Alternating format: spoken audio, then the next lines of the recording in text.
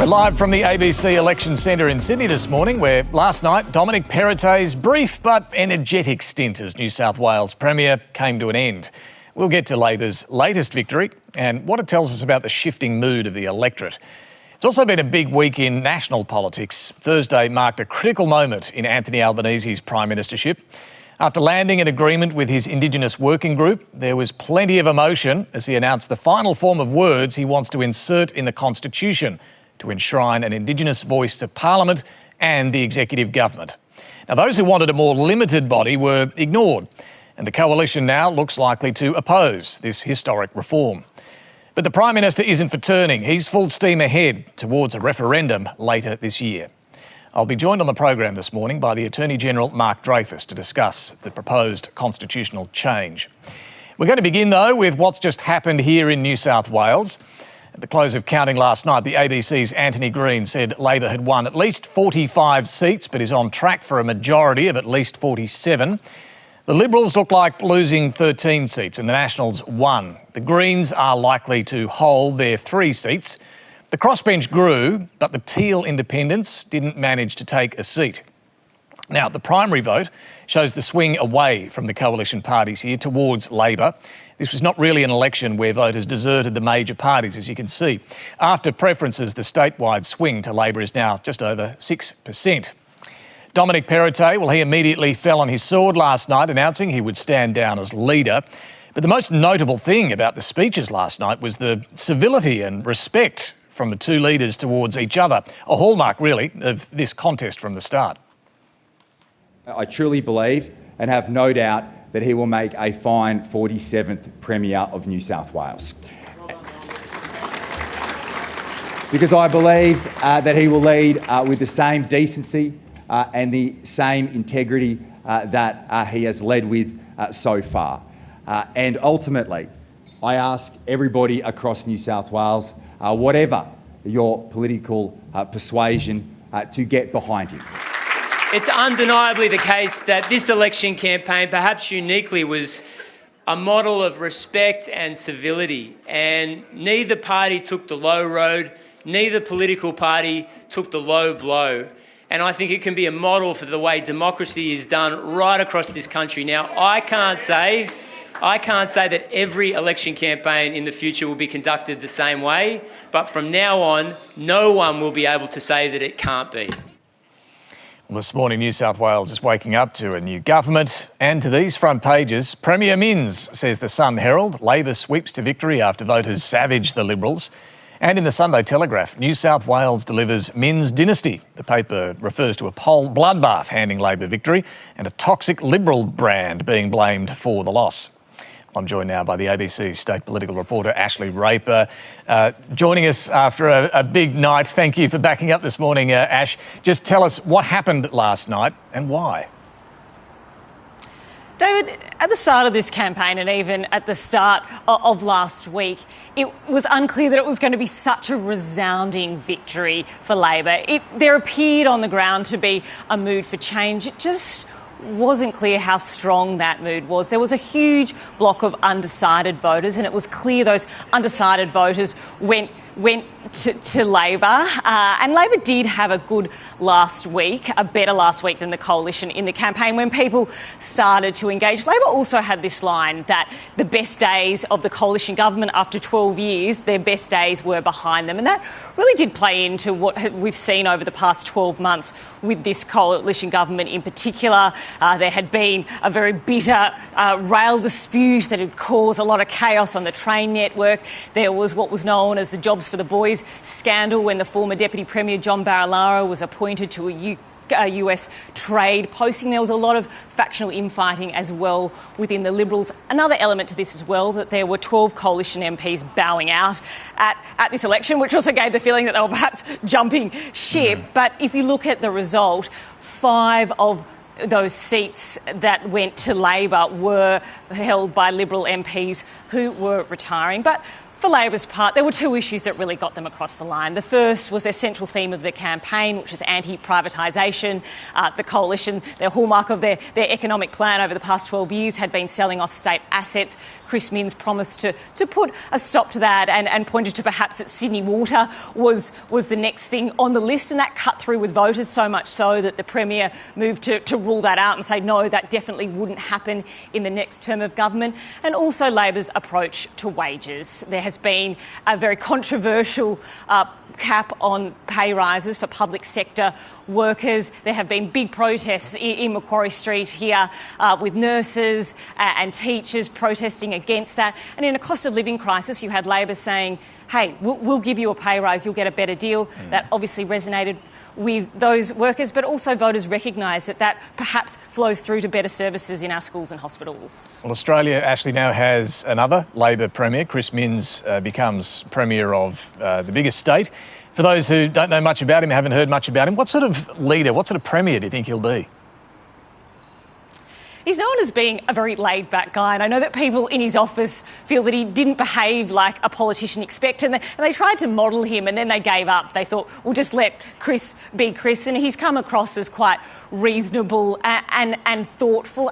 But he's also very disciplined, and he's been only in opposition. He was elected in 2015, but he had 3 attempts to get the Labor leadership. So he's had this in his sights. He's very disciplined. What we've seen in this campaign is that he hasn't bowed to political pressure, that he stuck to his guns when he was under pressure over gambling reform or infrastructure projects. He didn't bow to that pressure. He stuck to his guns and put forward the policy that he wanted to do.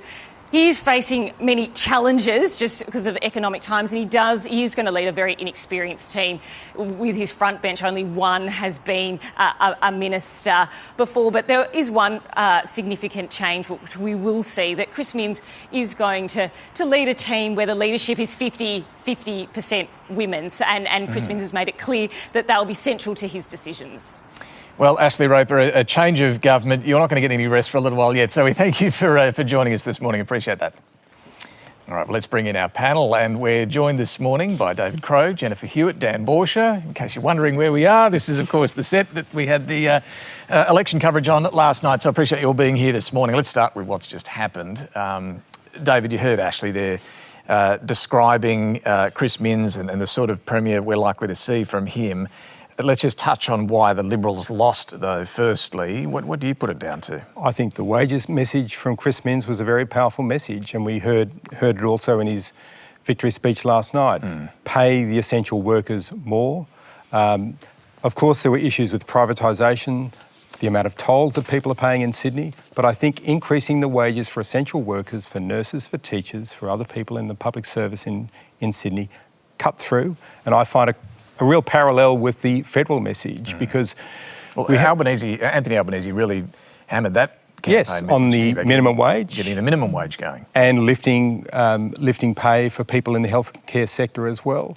So it was a similar message. I'm not saying that New South Wales Labor copied that, but they were also going to an electorate after a decade, in this case more, of coalition rule with a fairly calm leader who wasn't promising to shake everything up.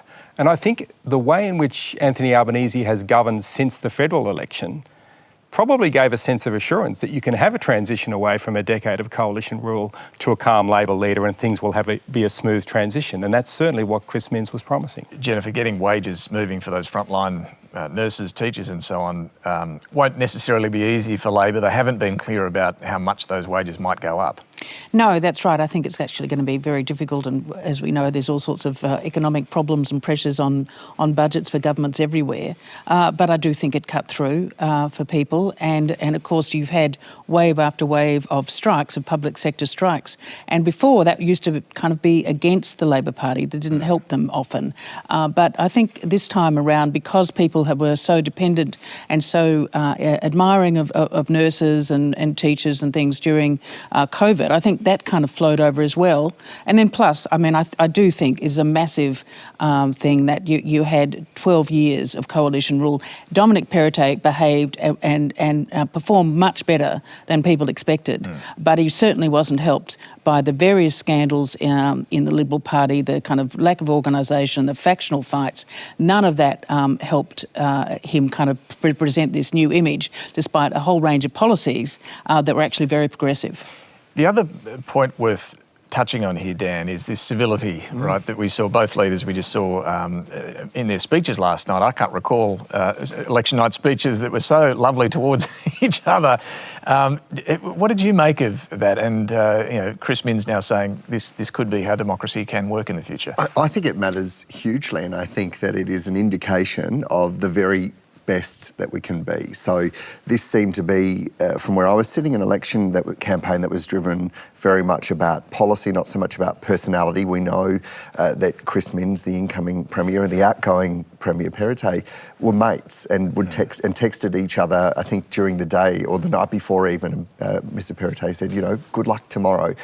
I think the fact that the first words that came out of Dominic Perrottet's mouth was speaking about what he saw as Chris Minns' role and how great that he would be in this role going forward matters. And the fact that he quietened people when in the crowd, when they tried to counter that, I think sends a tremendous message about civility. And the point that Chris Minns made, where he said, you know, I can't guarantee that all campaigns or something to this effect will be run in this way, but it shows that we can. I think that people are sick and tired of the cut and thrust and the meanness and the cruelty of personality politics. And I think that there will be a very close look from federal parties, both Labor and Liberal, about what happened here and what does that indicate going forward. Because I think that is not everything, but it's definitely something. But I do think there's one other point, though. Compared to the federal election, people liked Dominic Perrottet generally. He was not an unpopular figure compared to Scott Morrison, where there was a great deal of vitriol. Oh, of so I course. think it kind of depends a little bit. It was But not this in is- Labor's interest to But this attack is different, Perrottet. isn't it, in terms of all the other elections that we've seen. And David, you've covered more than most. Exactly. But I think Jennifer's right. If the focus groups are showing that people actually don't mind this bloke, you know, that's maybe They'll go there at the next federal election if they need to. In this state election contest, there was, you know, some nasty and negative campaign messaging going on. I want to show you this too, because it brings us to what lessons for the Liberals. I mean, this is a campaign signage in the seat of Ryde. Big cohort of Chinese Australian voters there. And you can see a very scary-looking image of Peter Dutton being used there to try and turn voters away from Dominic Perrottet and the Liberal candidate there as well. David, this is still an issue for the Liberals to worry about. That Chinese vote in the federal election, Victoria election, New South Wales election has been leaving the Liberal Party. What other lessons do you think they should be taking from this? On the Chinese community, just firstly on that, federally Labor is very confident that they've got the Liberals on the defensive in that community. Anthony Albanese often campaigns with the Chinese community in electorates federally. He was very busy at Lunar New Year doing that. And from the Labor side of things, they see that he was much busier than Peter Dutton was in reaching out to that community. So that's certainly playing out federally, not just at the state level. I know that the Liberals think that they did well to defend some of their seats against teal independents. Let's face it, in this election, as in the federal sphere, they were fighting on two fronts because they had to take on Labor. At the same time, they defended some of those North Shore, eastern suburbs seats. So that took resources.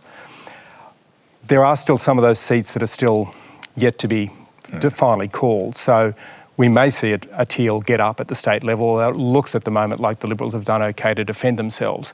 But they have this big question about whether they take the moderate approach that Dom Perrottet took. That did seem to do a good job at defending them and holding some of their ground in the city. And I think that was an interesting message from the New South Wales Liberal Senator Andrew Bragg on the ABC last night about the success in defending city seats. The lesson for Peter Dutton is they must have a message that defends those city seats. They cannot lose in the cities. You cannot take government if you give up some of those Liberal seats in the cities. I'm going to come back to the three of you in a moment. I want to move on, though, to discuss the Indigenous voice referendum. The final form of words the government's going to put forward to change the Constitution were released on Thursday. In a moment, I'll be joined by the Attorney-General Mark Dreyfus. And to take us there, here was the opposition leader Peter Dutton suggesting the government's own Solicitor-General may have concerns. The Solicitor-General, on the media reports at least, wanted the word executive government move or executive moved out of the words because of the high risk that posed in the High Court. Now, if the Prime Minister has overridden the advice of the Solicitor-General in favour of the view of the Indigenous Reference Committee, then he should be upfront with the Australian public about why he's taken that decision against the advice of the First Law Officer. Mark Dreyfus, welcome to the program. Thanks very much for having me, David. Good to be here. So, what advice has the Solicitor-General provided the government on this wording, and will it be released? It's not the practice of Australian governments, David, to release Solicitor-General's advice, but I can assure everyone that the Solicitor-General has been fully involved in the process. It's been a very good process, and we've now landed on the final wording for the amendment to the Constitution. Mr Dutton wants to keep asking questions. He wants to keep doing what he's been doing all along, which is to not offer anything constructive, not offer any suggestions. If he's got some concerns about the words, he should put them forward.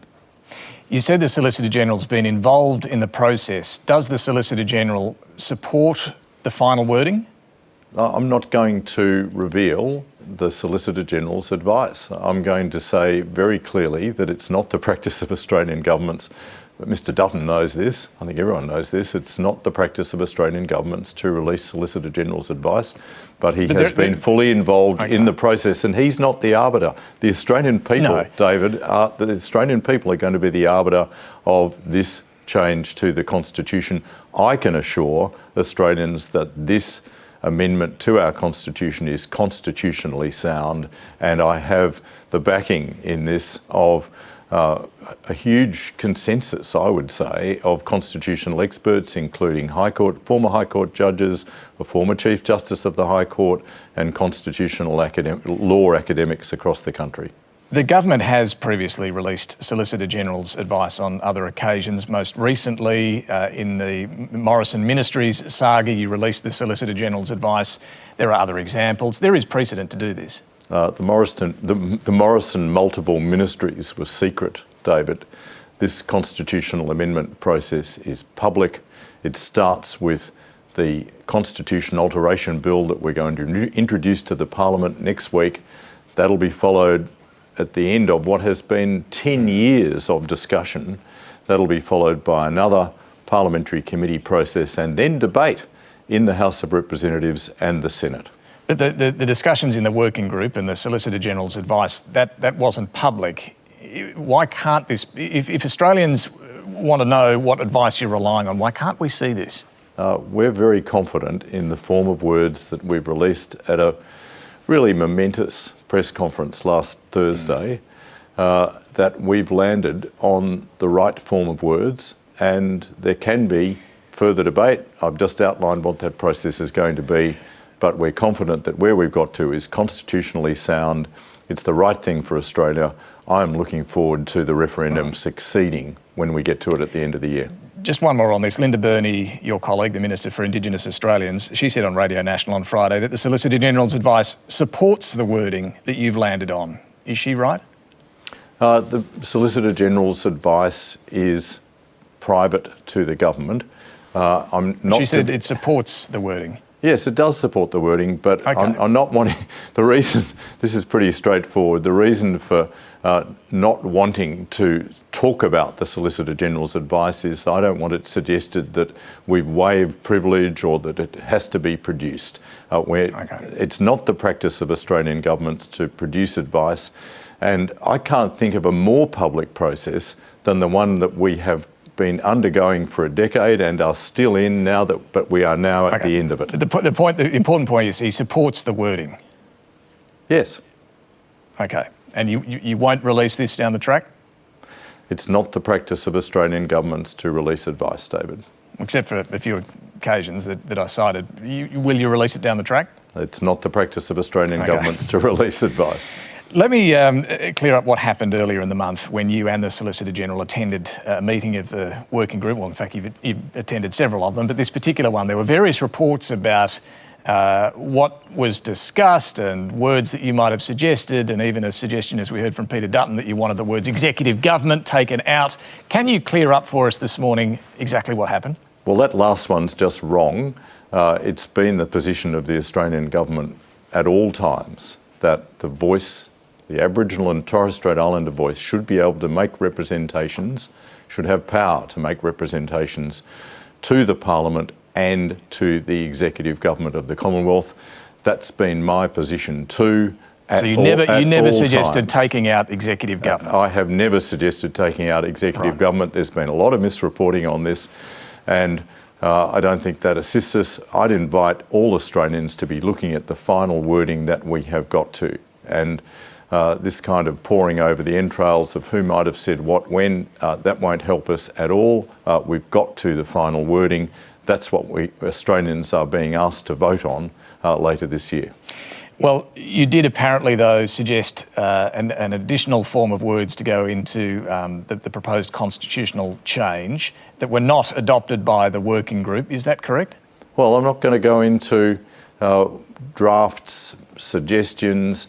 What I invite people to focus on is the final form of words, and it will be apparent to people that there's been a change from the draft put forward by the Prime Minister at Gama, and that is a change that clarifies and puts beyond doubt the power of the Parliament, the primacy of the Parliament. Does that final form of wording achieve the same goal that you were seeking to achieve?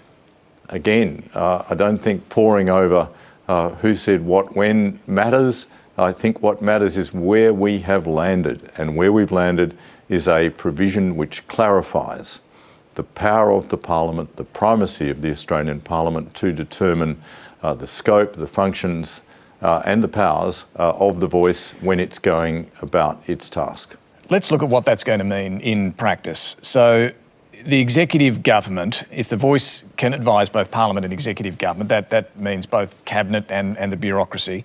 With the wording that you've landed on, will Parliament be able to pass laws that limit, that define what elements of executive government the voice can advise?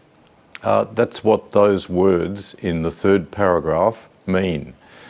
They confirm the primacy of the Parliament to describe in legislation, which after this referendum succeeds is the next step, and that's what Parliament will do.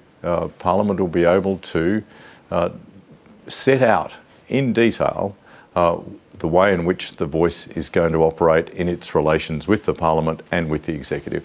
And how do you envisage this working, just so you can give people a better understanding of how this might work?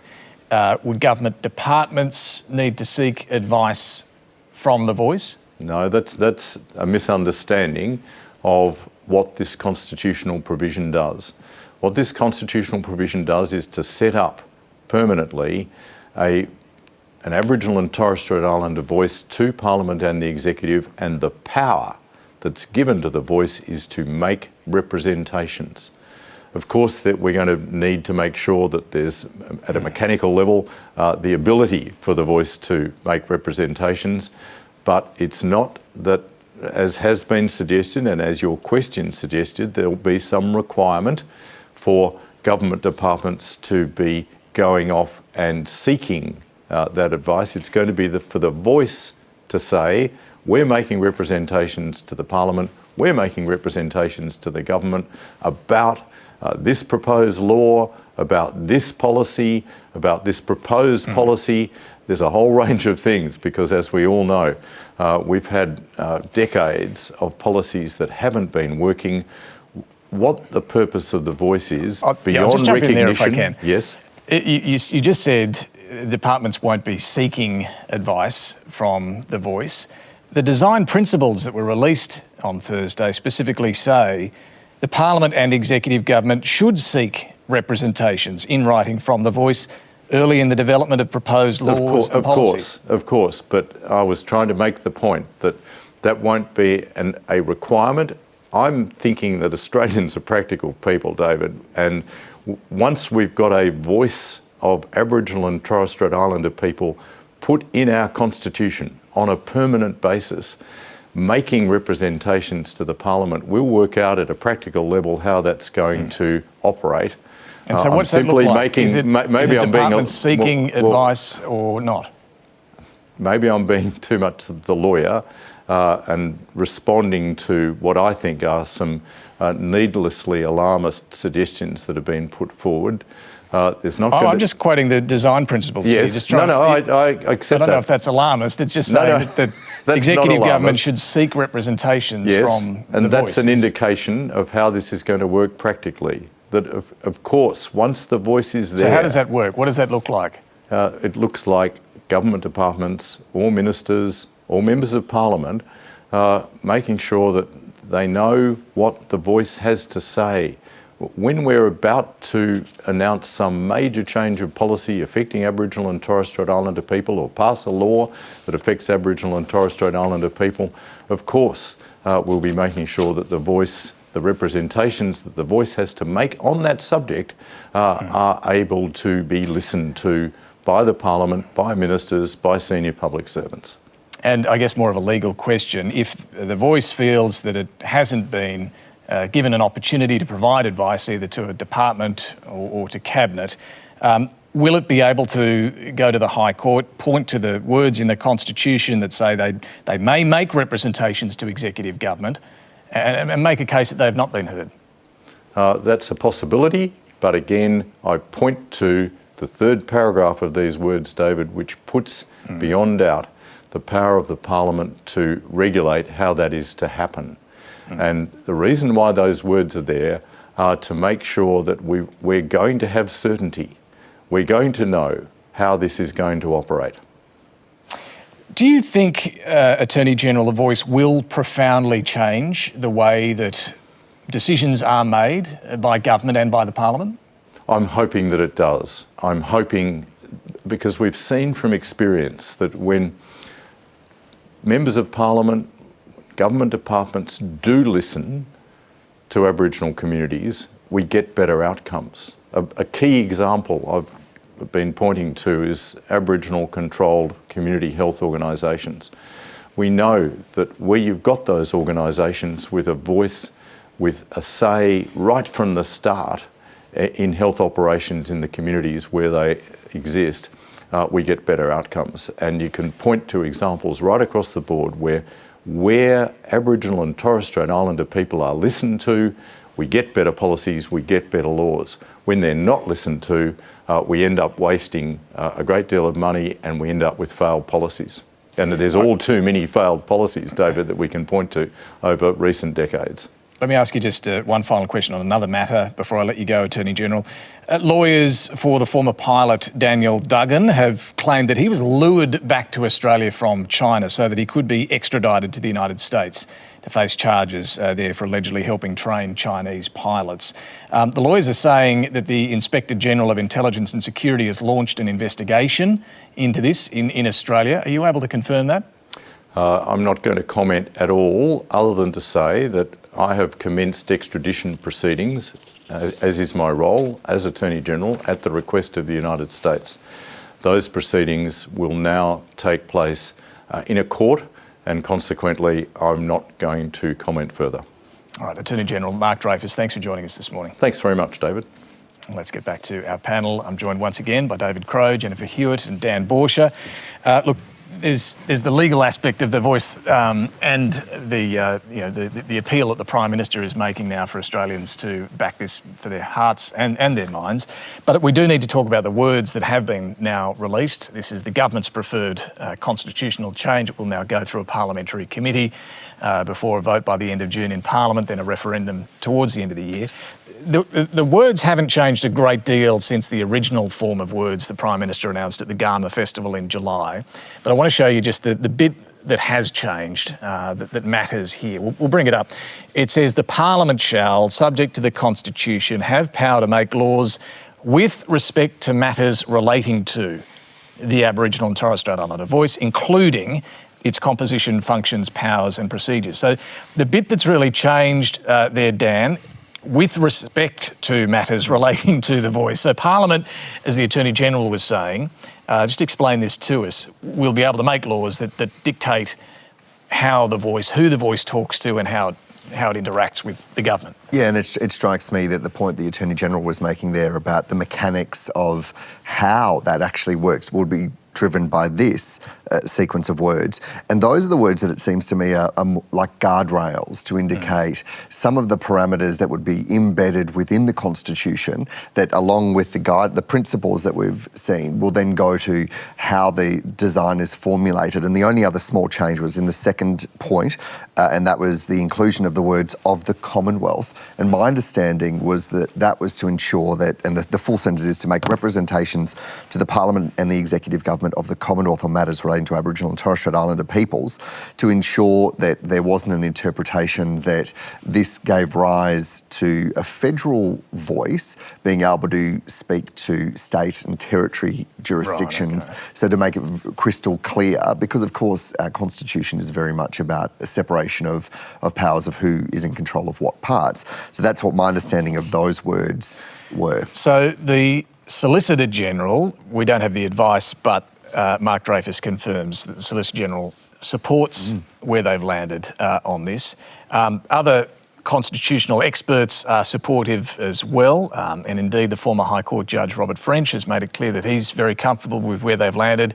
And Toomey, the constitutional expert, also believes this will strengthen the authority of Parliament.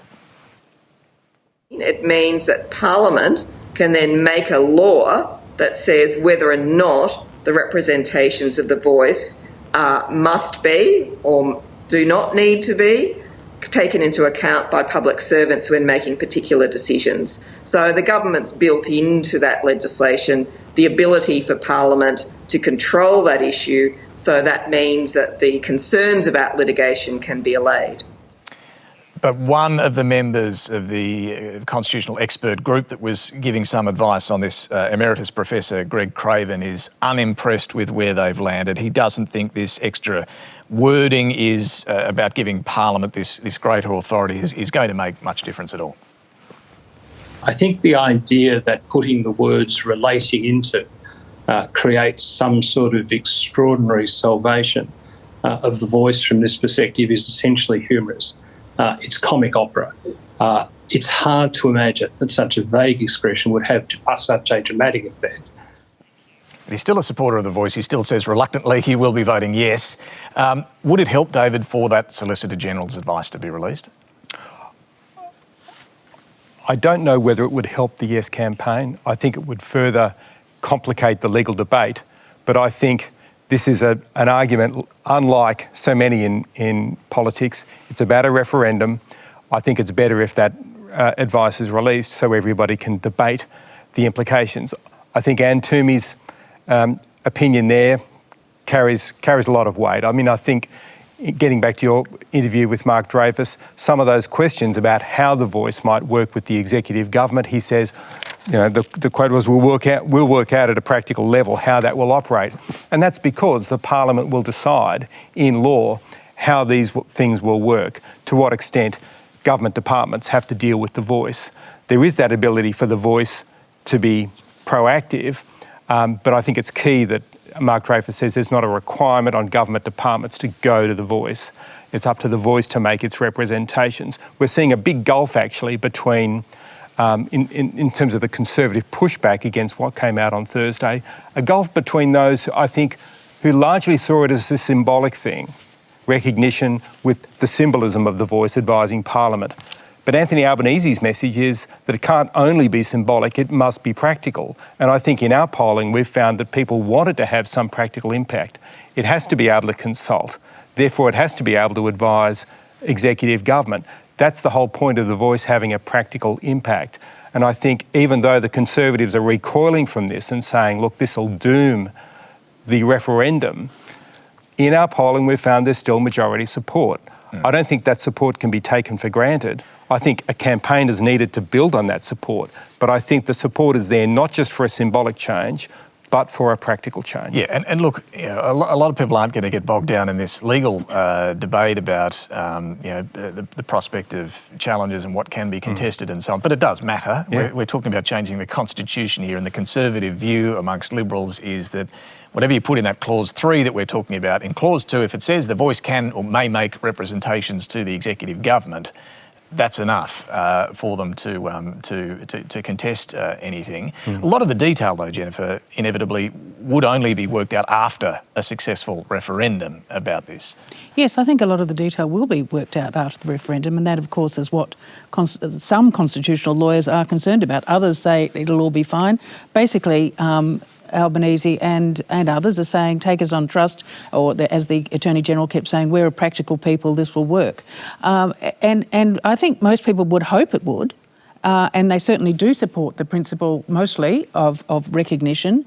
But I do think there are continuing questions about the practical application of this, not least, as you were mentioning about this is the Commonwealth. Well, actually, in terms of the services that are delivered to remote communities in particular, but that's done by states or local governments, many of whom already have lots and lots of advice and Indigenous advice, and no sign, obviously, of much improvement. So I think there is a perfectly reasonable question to say, really, is this going to make much difference? Now, people will say it will, and I think people will hope it will, and that may be enough to get it over the line. I think there will be a great deal of support, particularly amongst younger people, and that I think a younger generation, as we've seen, in a sense, it's a problem for the Liberals everywhere that they're not really attracting younger voters. So I think that wanting to feel good, but Albanese is definitely appealing on the vibe, if you like, on the emotional appeal. Can I just pick up on one point? You're speaking about local and regional and about how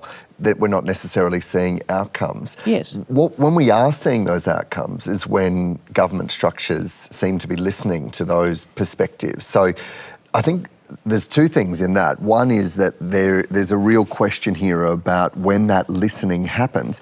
And there is another piece that is in the Karma and Langton report that went very squarely to local and regional bodies as being the feeders in, and that's something that the former Liberal government was put quite a bit of money into investing into in the dying days of their Which the Labor government doesn't seem to have taken up, or the working group doesn't seem to have taken up particularly. Well, I think the parameters that they were looking at, or that they were set for that working group, my understanding was around the federal body. But I do think it's a very interesting question, because early on in the piece we were all told to go and read the report, which some of us had already had done. And half that report's about local and regional. Yeah, so I think there is a really interesting question about how those mechanisms will work together. And as for that, the piece around how much detail goes into it, there was a piece written by Robert French, the former Chief Justice, this week, where he said, that the referendum proposal is skeletal, flesh will be put on it. He also made the point, as with the High Court, which is provided for but not created in the Constitution,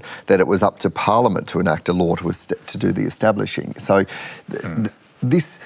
On the other side of this, the legal discussion, while obviously important and very crucial, we're talking about the Constitution, there is a sense in the community that this is becoming just about the lawyers. So I was out in Yarrawonga just a couple of days ago and doing a lot of reporting there, and when you're bumping into people and chatting, there's a sense about whether this is actually about Aboriginal and Torres Strait Islander people, or if this is about the lawyers. Well, it's obvious that the Prime Minister's not wanting to get bogged down in any of this legal stuff. His appeal from the get-go on Thursday, that emotional appeal, was not about the wording that they've finally settled on at all, really, was it? And I found one of the points that he made that resonated was, because he can't prove that the voice will be better. He cannot prove an outcome from the voice because it hasn't been created yet. But he did have an argument that resonated, which was, if we do it the way things have been done for the last 100 years, we'll just get the same results. We've got to try something different. And I think that, again, it's going on emotion and it's going a bit on the vibe. It's going to resonate. But I think that can resonate. Well, no one can argue that what we've been doing is working, right? So that's an understandable appeal. Look, Peter Dutton's reaction to it, was very swift and pretty negative. All signs indicate they're heading towards a no vote. There might be a handful at best of Liberals who back it, David, but where are they heading on this? Oh, I think it's, and this is the interesting thing about the reaction to Thursday, it cements this view on the Conservative side, among Liberal supporters, that they can't accept this. And so that puts the pressure on Peter Dutton to say no, and I think there's a lot of danger for Peter Dutton on a yes outcome at the referendum or a no outcome. I mean, look at where the electorate is at after these 3 recent elections. There are risks,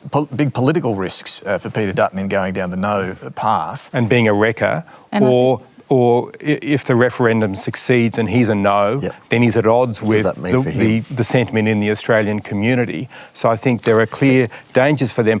One thing that I think is a key point: can a referendum succeed if it's not bipartisan? That's one of the huge questions. What does everyone think? And I think we'll find out, won't we? Well, we will find out, but bear in mind, I think the disparity in terms of preferred Prime Minister and standing of the government versus the opposition at the moment, Anthony Albanese versus Peter Dutton, I think it's an open question about how much influence a no argument from Peter Dutton would have on the wider population. It also depends how he prosecutes that. Does he simply take a no position and then just quietly move back to cost of living issues? I mean, he hasn't raised one question in Parliament about the voice to Parliament. Or does he get on the front foot and really start campaigning against this? I have my doubts. I have my doubts that and my understanding is that in those conversations with the working group, there wasn't the kind of robustness of, here's our 15 questions, what do you think of the answers that were sent to the Prime Minister? And there's also a point here that someone was making to me, that when you've got all of the premiers and chief ministers, which of course was before last night's election, so I don't want to speak for Chris Minns, but before yesterday... I'm pretty sure he'll back I think so. I don't want to make a judgment call. I'll let him make that announcement. But before that, we had every state and territory leader signing up to that document that was brokered, my understanding, by Natasha Files, the Northern Territory Chief Minister, to support the voice. What does that mean if you've got everyone saying, all of those leaders saying yes? Well, I'll tell you what... It's not just also the political leaders, it's also business groups, community groups, sporting churches. So I think that will definitely increase the appeal of the voice for people who do want to see something better, and I'd say most Australians do. But against that is, I think kind of quite strong arguments from, whether it's from people like Jacinta Price and Warren Mundine arguing the no case. That's going to confuse people as well. They sharpened their yes, and it definitely it is definitely going to be harder without bipartisan support. Without that bipartisanship, though, is that a reason not to proceed? I mean, no referendum has succeeded without bipartisanship, but it's clear Anthony Albanese is not troubled. Well, perhaps he is somewhat troubled, but he's not going to stop. He's not going to change course. He is going to proceed with this referendum, with or without Peter Dutton. Are there any circumstances in which this will not be put to a vote? The answer to that is no. Because to not put this to a vote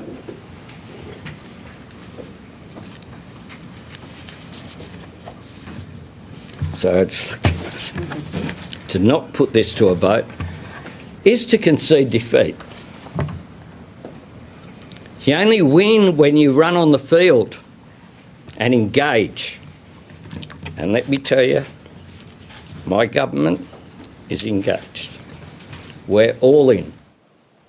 He often does get emotional talking about this issue. We've seen it many times, but that moment really did cut through with a lot of people. They see a Prime Minister, and he wasn't the only one on that stage, really fighting the emotions on that, David. Voters respect conviction. He's passionate about it. They're going to fight hard for it. It looks to me like the yes camp is certainly fighting a lot harder than the no side at the moment. The no side are full of questions. They're not fighting in the same way. So I think that sense of passion, again, it gets back to the emotion, but I think that counts for something. We need to move on. I want to turn to a couple of other things that have been going on. The climate debate in particular. We've got, 4 more sitting days in the coming week for Labor and the Greens to do a deal on the safeguards mechanism. Publicly, there's no sign that either side are giving an inch. Privately, though, Jennifer, what are you expecting will happen? Well, I'm assuming that the government will make some concessions, but not on their key points, and that the Greens, now that the the New South Wales election is over, will actually compromise no matter what Bob Brown says. And in a sense, Bob Brown coming out so strongly against this, it reminds me a little bit of Paul Keating coming out very strongly against the AUKUS arrangements. And so people... The elder statesman really putting the heat on the... So that's right. So the elder statesman and having very, very strong views. Of course, it makes it far more difficult for Adam Bandt. But I think in the end, the risk of this just going down, he's not going to be wanting to be blamed for that. Yeah, I mean, David, what's your expectation? What are you picking up? None of the language from Adam Bandt so far has been, we're voting this down. He keeps saying that he's willing to, reach an outcome with the government. And I think there's only one member of the Greens party room. I'm winging it here on a bit of history, but I think that's Sarah Hanson-Young, who was there in 2009 on the CPRS vote. This is a new team. They're not bound by Bob Brown's world, Bob Brown's era. They make their own decision on what's It matters needed. in the membership, though. It matters to the membership, but it also matters to environmental groups who are telling Adam Bandt, look, back the safeguard mechanism. You can campaign on other issues as well, but get the mechanism in place. And you can approve it later. Yeah. Tell you what also lobbed into this debate during the week was the report from the IPCC, the latest report. This is their final warning report. They've said, a similar core message that urgent action is needed to tackle climate change, but the point in this report was that we've got even less time to do it. And there was a particularly relevant point, I thought, made in the context of what the Greens are demanding here in Australia. Specifically, no new coal and the phasing out of coal by 2030 in OECD countries and 2040 in all other countries. Ending all international public and private funding of coal. Ensuring net zero electricity generation by 2035 for all developed countries and 2040 for the rest of the world. Ceasing all licensing or funding of new oil and gas. Dan, the Greens are demanding no new coal and gas in Australia. Labor are saying no to that. They're going to be saying no to the UN Secretary-General as well. It's a very tough situation, I think, for the Greens and for those within the government who are advocating for greater change right now. There's also been a lot said this week about don't make the perfect the enemy of the good, and I think that ties into what's been said about the position that Adam Bandt's in and what he must be weighing up right now in terms of what is the pathway ahead. Is it about getting something done now and then building upon that, or saying no, and then where does that leave it? Can I mention one thing quickly? I thought it was very interesting when you asked Penny Sharp, the new Environment Minister in the Labor government incoming in New South Wales, about Narrabri. She says Narrabri, the gas field in northern New South Wales, has been approved. It's going ahead. As for new coal fields, that's case by case.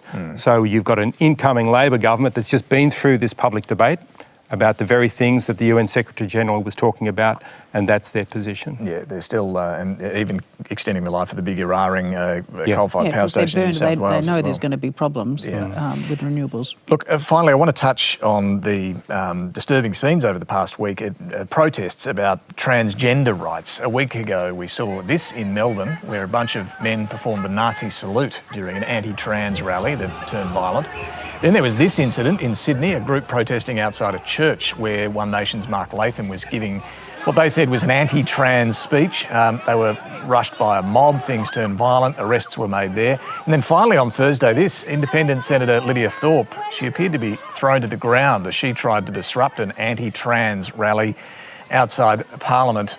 Jennifer, without going too much into the specifics of each of those incidents, the issue broadly of transgender rights, it's proving to be such a inflammatory, a divisive issue right now. Well, it is because, obviously there's a lot of emotions involved on all sides, but there's also a lot of intolerance, extremes on either end. And because this has become such an emotive issue, I think everyone shares blame in this. But I think the great majority of people do not. They're not going to be coming out to the protests, and they're not going to be screaming each other down. But I think that's kind of indicative of a society where we, unless perhaps on programs like this, you can't have polite disagreements. Somehow, everybody who disagrees with you is this terrible person who should be hated and shouted down. I do think we can all disagree with the Nazi salutes, to be clear, well, in case that is anyone's true. Yes, of course, suggesting that there is some blame to go around here. But David, it's fascinating how this sort of culture war issue has really... It's exploited as a culture war, but underneath it, there is a social change, and social changes are divisive, and there are strongly held views. There are traditional, people with traditional views about society, and they wrestle with the issue of trans rights. We're seeing that within the Greens. People have left the Greens because they put a priority on rights for women, and they don't get along with others in the party over the issue of trans rights. So, to Jen's point, it happens on all sides, but it is sort of the issue at the moment for the Liberals in Victoria, of course, is that John Pizzuto, the state leader, is saying expel Maura Deeming from the party room, but the fact is she won't be expelled from the party itself. She'll still be a member of the Liberals. She'll have a support base within the party, and so there's this sort of open schism. Yeah, and a schism right before an Aston by-election in a week's time. But how are you seeing this issue, Dan? I think it's really dehumanising.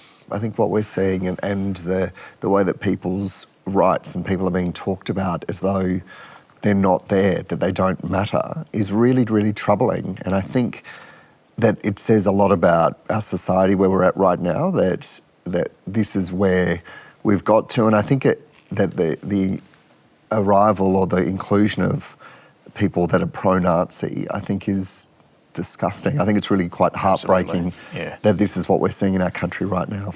Absolutely, there's no doubt about that. Not a lot of respect being shown at some of these rallies. All right, our panel, David Crowe, Jennifer Hewett and Dan Bourchier, will be back shortly with some final observations. Time now, though, for Mike Bowers and Talking Pictures.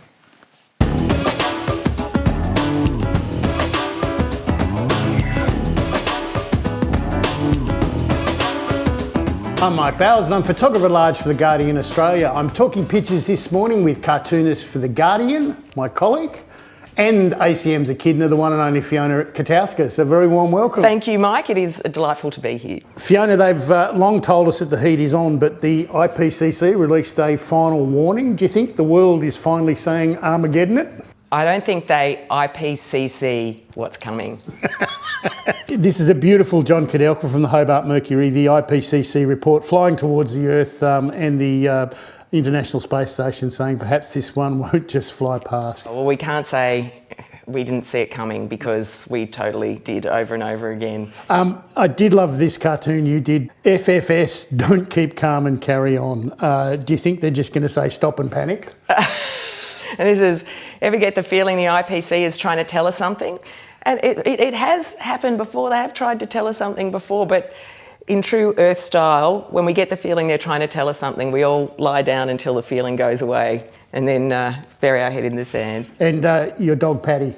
Of course, she's such a good girl. How could she not make it in a cartoon? Fiona, back in Parliament, parts of the safeguard mechanism had the Greens seeing red. Yes, fossil fuels all the way. Yep. I did love this Kathy Wilcox. It's row, row, row your boat gently past 1.5. Yes, that's all very well, but if we change course now, we risk political oblivion as the little ALP boat is about to go over the falls here. Yeah, well, I'm not usually a fan of the expression stop the boats, but here I'm endorsing it. It's like, we can't talk about on-water matters or over-waterfall matters. It's like something that the government just like, let's just pretend this isn't happening. Beautiful cartoon by David Pope, and he does do a lot. Just his Chris Bowen is perfect. It's absolutely perfect. Of course, it's the gospel according to St. Bowen, which is that a coal and gas rich minister will never enter the kingdom of heaven. It's easier for a camel to pass through the eye of a needle. Something like that. Something like that. Well, all I know is this parable, the heat will inherit the earth. Like, that's all we need to know.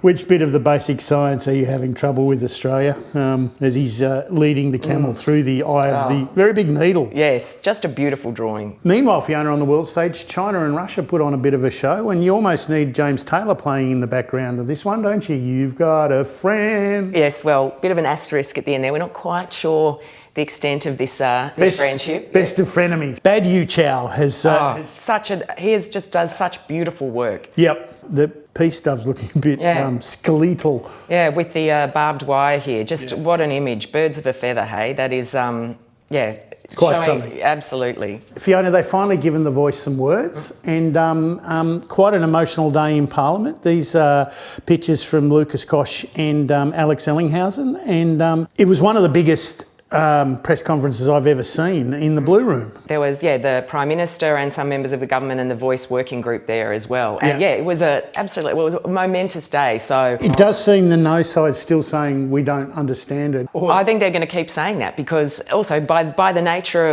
of the construct of it, we don't have all the details. That's to be worked out in Parliament. So it's something that can never be answered. A beautiful Matt Golding. It's just a few lines he's drawing on a political football on the Indigenous flag. Yeah. He hasn't made up his mind yet. Right. He's just contributing to the debate. Yes, yeah. Fiona, it's been a great pleasure unpicking the events of this very big week in Australian politics. I'll let you do the honours. Thanks, Mike, and back to you, David.